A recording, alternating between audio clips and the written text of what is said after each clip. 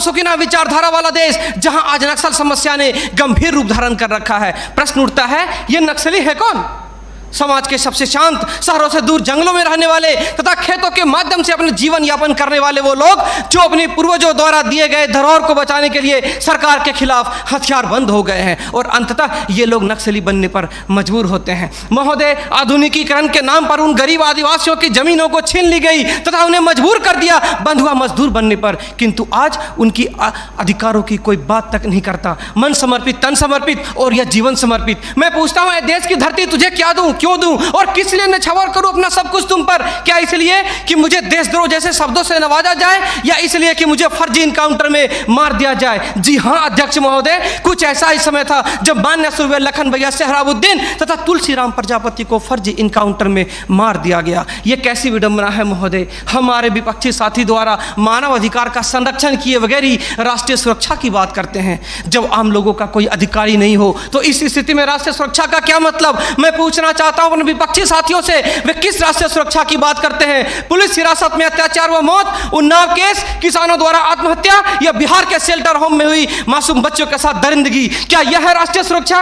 राष्ट्रीय सुरक्षा का अर्थ सिर्फ सीमा की सुरक्षा नहीं बल्कि सीमा के अंदर रह रहे व्यक्तियों की सुरक्षा से भी है। अपने हक को मांगे जाने पर लोगों को नक्सली तथा आतंकवादी करार दिया जाता है तथा यह सुरक्षा देने वाले पुजारी आईपीसी की धारा 124A के तहत गिरफ्तार कर उन्हें देशद्रोह का मुकदमा चलाते हैं, फिर फर्जी इनकाउंटर में भी मार गिराते हैं। जबकि सुनील बत्रा बनाम दिल्ली प्रशासन में माननीय न्यायाधीश ने स्पष्ट किया है कि फर्जी इनकाउंटर हत्या के समान है।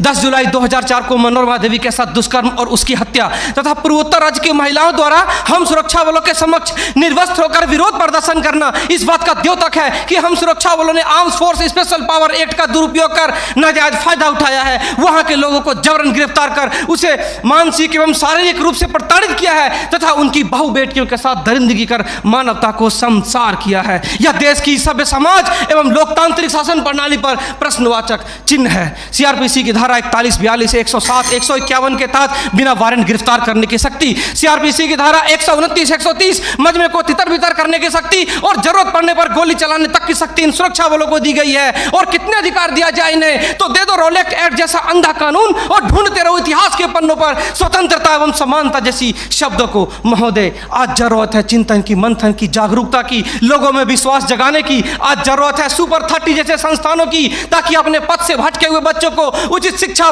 भोजन इत्यादि का प्रबंध कराकर उसे विकास के सही मार्ग से जोड़ सके।